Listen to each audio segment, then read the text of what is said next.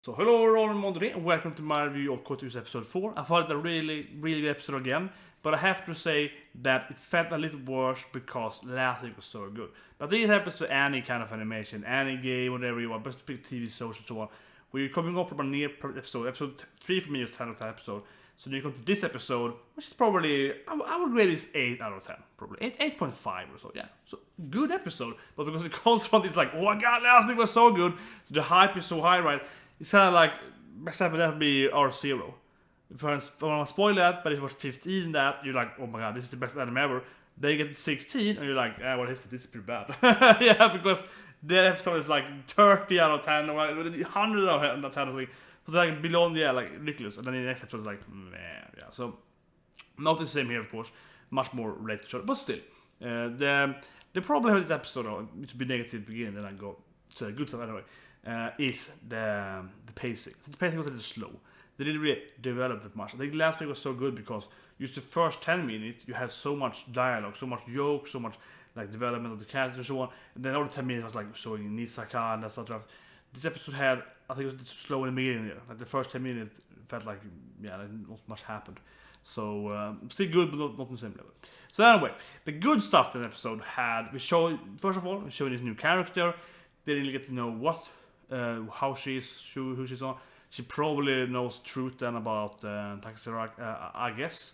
She's like, oh, you know him from blah blah. We did see another girl in his photo. Right? He showed a photo to Riri-chan about him next to Taxi. It's like, oh, I had the photo because best photo of me. It was like, the only photo we were close to each other. Then she's talking to another girl in the background. There are two girls there, so that could be this white-haired girl.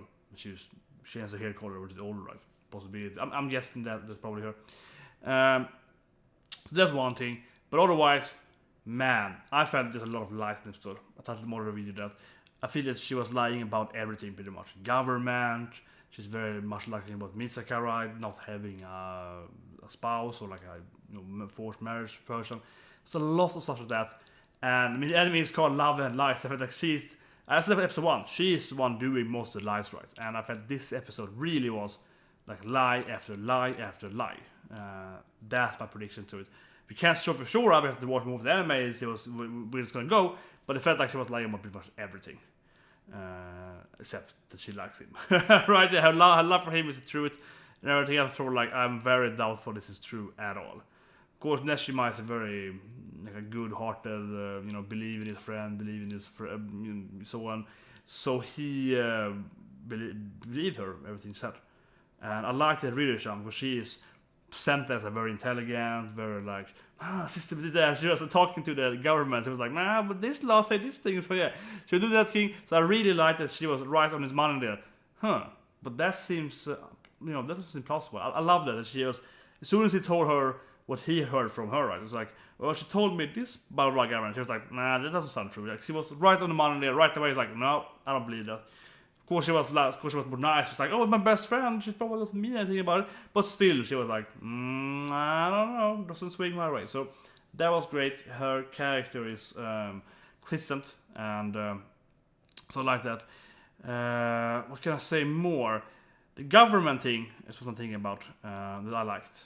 The general thing about it.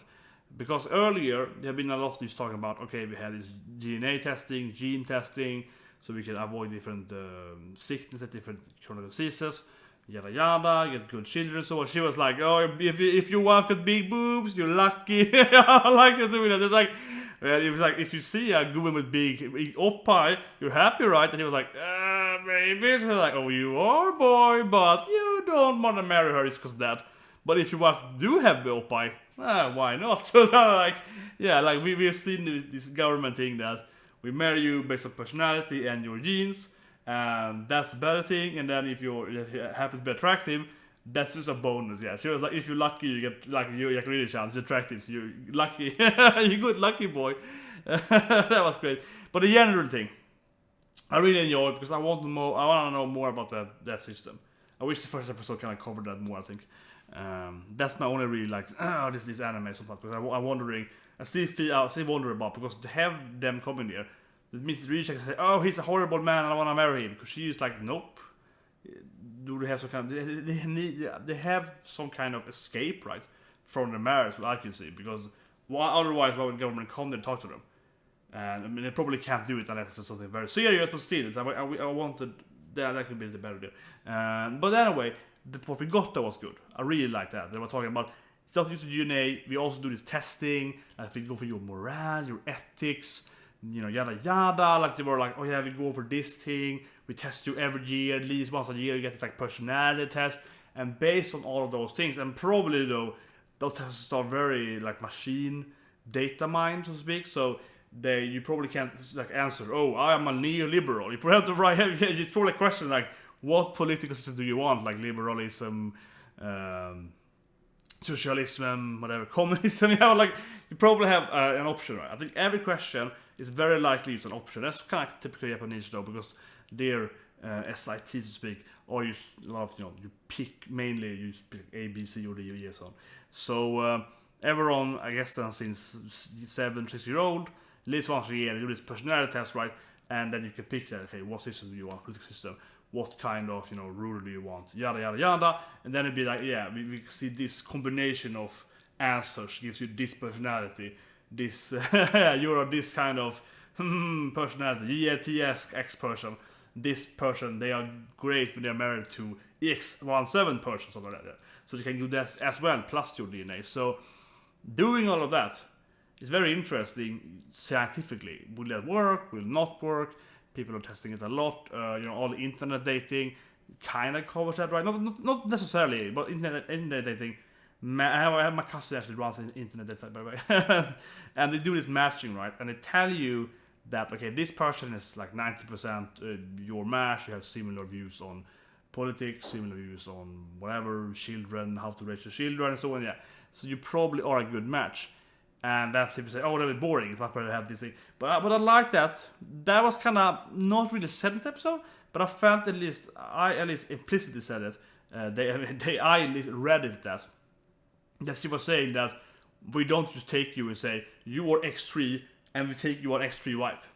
Bam. The fact was she was saying that you are an X3 person, and our research during these years of system of this thing proves that X3 people are great when they're married to like X5, X7, and X11, and Riri-chans X11, and then you have the perfect DNA chart.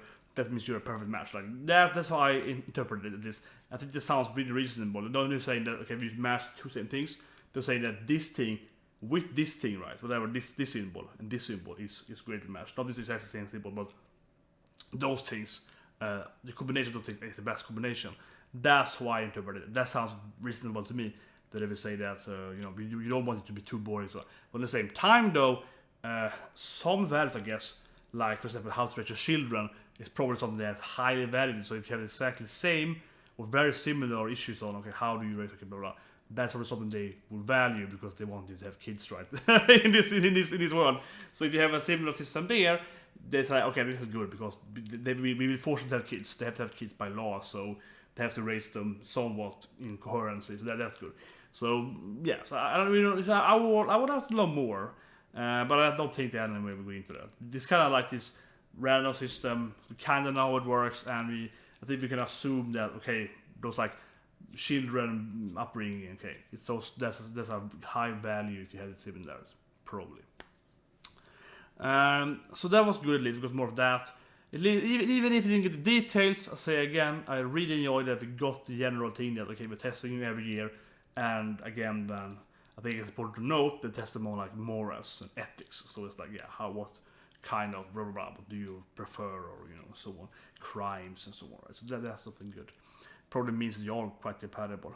But otherwise, episode didn't really push it in there. I think the next episode looks way better, to be honest right away. Next episode, the ending of the episode was really good. And that was the best part when he talks to his future wife. Right? He's like, oh, we're going to go to camping. And his parents are like, hey, we're going to let them live together. It's going to be great. In a cottage, apparently. Not tent. And then she's like, oh, I invited, your girlfriend. He's like, what? And I also felt like, okay, he's gonna be there with both of them again. That's gonna be awkward. Might be something really awkward happen. Yeah, it's like, yeah, okay. And then he's like, can I bring your friend then? She's like, yeah, okay, whatever. And he's like, I'm gonna bring this guy that takes me from not being molested when I sleep. It's like, Yeah, this girl scares me. I need to bring my boyfriend. Is like, okay. So the ending there that was absolutely the best part of it. The ending was really, really funny. And he just felt so perfect there. And he's like, I have to be safe somehow. I know, I bring Isaka. and all of them also have this kind of weird. She's like, should I really go there with those two people? Right? She doesn't know Isaka's going. She's like, I guess I will then, because it's a situation. And then Isaka is like, oh, just me and Nejima? That's nice. And he's like, wait, you're bringing... But I guess his wife and the other guy's wife. You're bringing our wives? I was like, what? That's kind of his feeling. Right? I think so. That's my prediction. So he was like, yeah, just us two together in a cottage. That's great. Wait, our wives also? And then I got his wife. She was like, this will be fun. This is probably his friend. This will be fun. He can talk to me. She's like completely unaware. Like, that will be great.